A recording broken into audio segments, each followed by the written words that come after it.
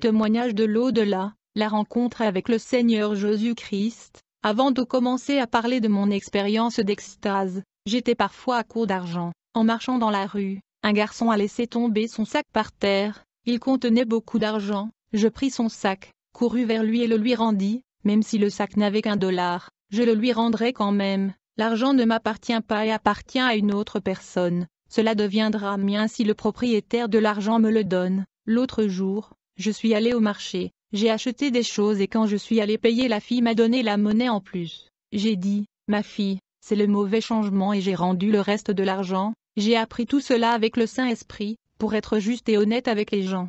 Un jour je suis tombé malade, cette maladie perdurait, puis un jour alors que j'étais allongé au lit, du coup je vois l'ange de la mort tourner autour de mon lit. J'étais terrifié alors que ma fièvre ne faisait qu'augmenter. Ma femme a dit, qu'est-ce que tu vois?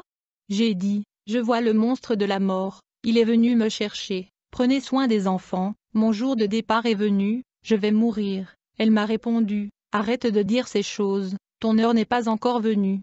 J'ai répondu, je ne comprends pas, car un ange de Dieu devait venir me prendre, mais je vois l'ange de la mort, ai-je perdu mon salut? Elle m'a répondu, bien sûr que non, si toi qui es un homme si fidèle à Dieu et n'êtes pas sauvé, qui de cette maison pourra être sauvé? Peut-être que ce monstre ne vous prendra pas parce que Dieu ne le permettra pas, il vous fait juste peur. Quand ma femme s'est endormie, j'ai plié mon genou, j'ai réprimandé l'ange de la mort qui était autour de mon lit, il est venu vers moi et a touché mon corps, j'ai senti les poils sur ses mains et ses ongles, mon corps a gelé, ma tête me faisait mal, il semblait que la glace était en lui. Je suis tombé le visage au sol et mon esprit a quitté mon corps. Cette glace que j'ai ressentie était la glace de la mort où le corps perd la chaleur et refroidit. L'ange de la mort a pris mon esprit et l'a emporté en enfer. Aujourd'hui, je peux dire que quiconque meurt sans Christ est porté par beaucoup de créatures noires qui ressemblent à des anges. L'ange de la mort est une principauté. Il commande une légion d'anges de ténèbres ressemblant à des ombres. Je peux dire que ces démons agissent comme des moissonneurs. Leurs fonctions sont de transporter les âmes en enfer. Des millions de ces démons faucheurs agissent aux quatre coins du monde. Quand j'étais en enfer, le prince de la mort m'a laissé là. Il est le chef de ces démons moissonneurs. Il s'est lui-même chargé de prendre mon âme. J'avais très peur de lui à cause de la façon dont il m'a traîné. Il m'a laissé dans une vallée sombre où des flammes de feu brûlaient des gens, mais leurs ossements ne se sont jamais désagrégés. Je me suis senti seul et condamné. Puis j'ai vu une femme que je connaissais marcher dans ces flammes. Elle errait pour toujours en enfer. Un feu brûlait son corps. Cette femme travaillait dans la même entreprise où j'avais travaillé auparavant. C'était une marchande. C'était triste pour moi de voir son corps en train d'être consumé. Elle était nue et n'avait plus la gorge à crier. Seules des larmes coulaient de ses yeux, alors que j'étais abandonné dans ce vallée où étaient brûlées les âmes perdues. L'ange de Dieu est venu vers moi parce que mon espoir de salut était terminé.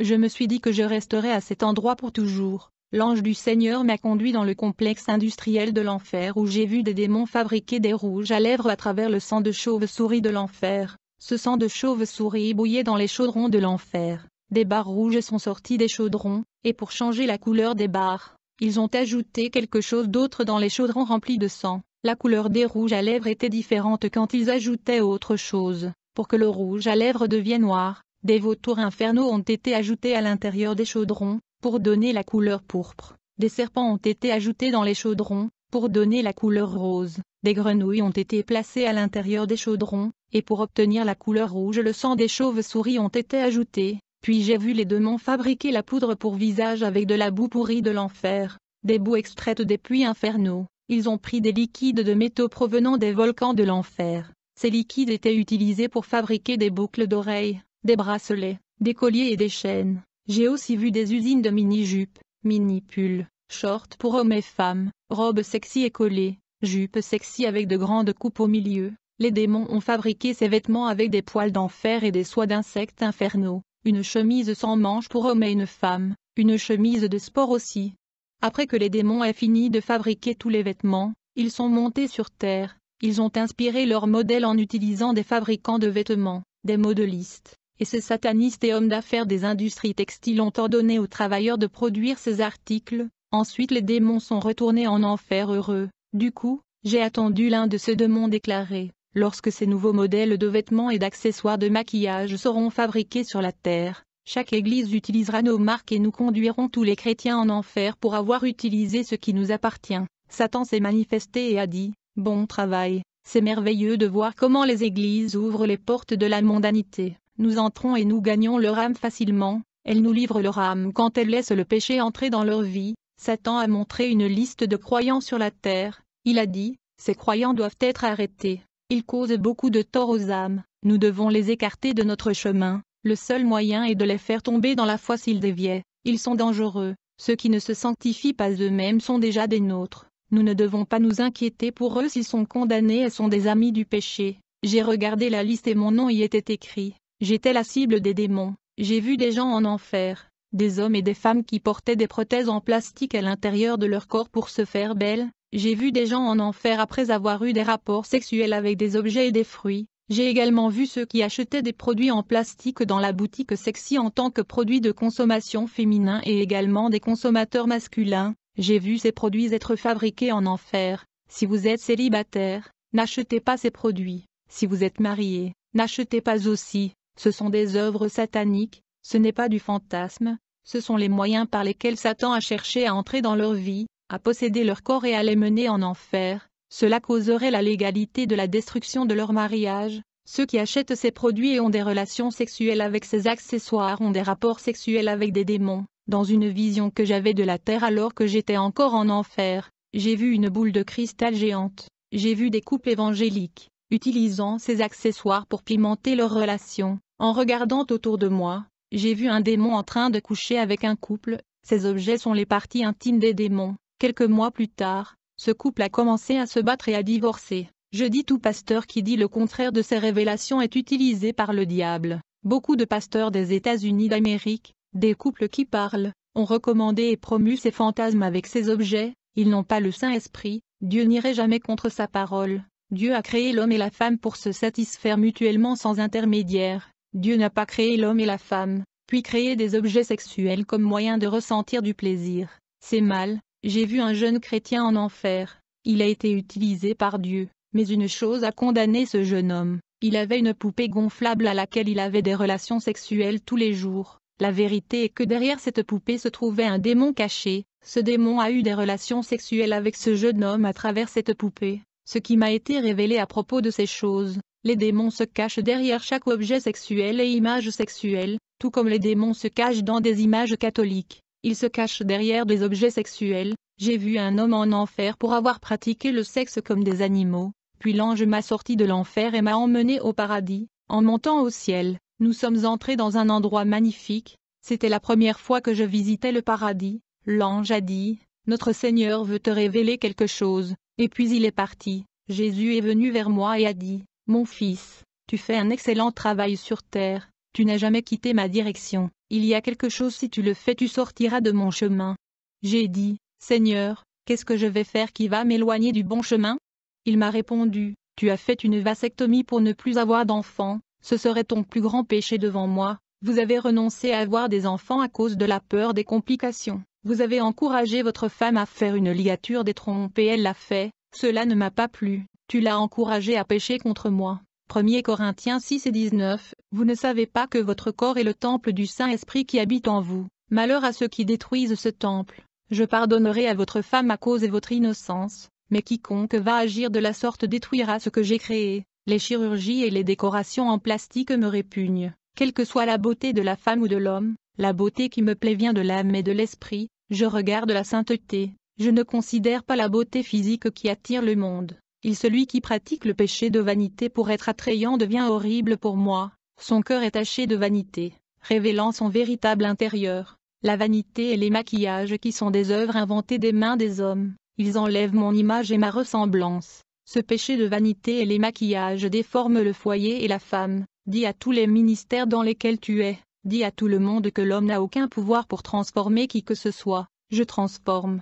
Leurs rôles sont d'évangéliser et non de changer. C'est moi qui fais le travail dans les cœurs. Ce n'est pas par la force. Que quiconque soit contraint de respecter mes préceptes. Ne jugez personne. Prêchez et préparez-moi le terrain pour que je travaille. Je vais éradiquer la racine du mal des cœurs. Utilisez seulement ma parole pour nettoyer le terrain. Utilisez ma parole pour planter la bonne graine et régler. Je donnerai de la croissance. Dites à ceux qui évangélisent de prier chaque jour et de ne pas arrêter de marcher dans mes voies. Je les ferai vouloir renoncer au monde. Ils se sont libérés par amour et non par obligation, je travaillerai dans leur cœur. Il est nécessaire que les nouveaux convertis jeûnent pour que je travaille dans leur vie. Quiconque ne me connaît pas ne sait pas ce qui est le mieux pour eux. Ils marchent de quelque manière que ce soit et ils n'auront qu'un bonheur momentané, même s'ils obtenaient tous les biens de ce monde. Ce n'est pas tout, après la mort. Ils ne prendront rien et n'hériteront pas du ciel. L'homme ne sait pas ce qu'il y a de mieux pour sa vie, car il ne connaît pas ma vérité. Ils sont libérés du péché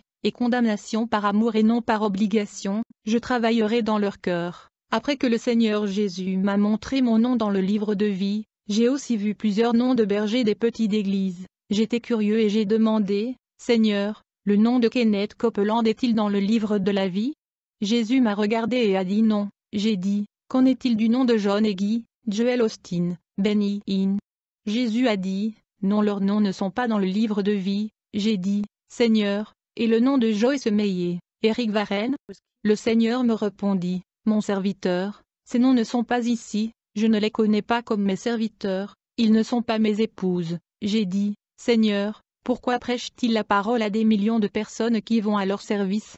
Le Seigneur me dit, « Mon fils, ces hommes sont des amoureux de l'argent, ils utilisent ma parole pour s'enrichir. Je n'ai jamais dit à l'Église de vendre mon évangile, j'ai dit de prêcher gratuitement à toute créature. » Il est écrit dans Matthieu 19 versets 23 et 24, puis Jésus dit à ses disciples, « En vérité je vous le dis, un homme riche entrera difficilement dans le royaume des cieux, et de nouveau, je vous le dis, il est plus facile pour un chameau de passer à travers les œufs d'une aiguille que pour un homme riche d'entrer dans le royaume de Dieu. » Jésus me dit, « Mon serviteur, tous ces pasteurs dont vous avez mentionné jouissent de toute leur richesse et ne se souviennent pas des pauvres. » Il est écrit dans Matthieu 19 versets 16 à 22, « Et voici, un homme s'approcha, et dit à Jésus, « Maître, que dois-je faire de bon pour avoir la vie éternelle ?» Il lui répondit, « Pourquoi m'interroges-tu sur ce qui est bon? Un seul est le bon, si tu veux entrer dans la vie, observe les commandements. » Il lui dit, « Lequel ?» Jésus dit, « Tu ne commettras pas de meurtre, tu ne commettras point d'adultère, tu ne voleras pas, tu ne porteras pas de faux témoignages, honore ton père et ta mère, et tu aimeras ton prochain comme toi-même. » Le jeune homme lui dit, « J'ai gardé toutes ces choses dès ma jeunesse, que me manque-t-il encore ?» Jésus lui dit, « Si tu veux être parfait, va vendre ce que tu as et donne-le aux pauvres et tu auras un trésor au ciel, et viens me suivre. » Mais quand le jeune homme entendit ces paroles, il s'en alla triste, car il possédait beaucoup de biens. Jésus me dit, « Tous ces pasteurs riches servent leur Dieu qui est Mammon, ils ont choisi de servir les richesses et non d'aider les pauvres et les nécessiteux. » J'ai dit, « Seigneur, les livres qu'ils vendent ceux pour propager ta parole. » Jésus me dit, « L'utilisation de mon évangile est pure et spirituelle. Ces livres ne sont pas spirituels, parce que mon esprit n'y est pas. Leurs livres sont basés sur la connaissance humaine, des hypothèses, des philosophies vaines. C'est un évangile maudit qui ne sauve personne, car mon évangile exhorte à la sainteté. » Le plus gros problème d'être un pasteur d'une grande église est la corruption à cause de l'argent. Plus vos églises sont grandes, plus vous obtiendrez de l'argent. Pour ceux pasteurs qui se sont enrichis grâce à mon œuvre, il y a encore du temps de sauver leurs âmes. Tant qu'ils seront en vie, ils pourront se repentir et abandonner leurs pratiques. Je les pardonnerai, mais si la mort les surprend et sans leur laisser le temps de se repentir, ils iront en enfer. Puis le Seigneur Jésus dit, « Va raconter ces révélations, ne te tais pas. Malheur à ceux qui doutent, critiquent, te traitent de menteur. Malheur à celui qui te persécute pour les révélations. » Lorsque le Seigneur Jésus a prononcé ces paroles, j'étais dans mon lit. Il était 7 heures du matin, ma femme Akemia Atsushi était endormie. J'ai eu cet enlèvement à 3 heures du matin et je suis revenu à 7 heures du matin.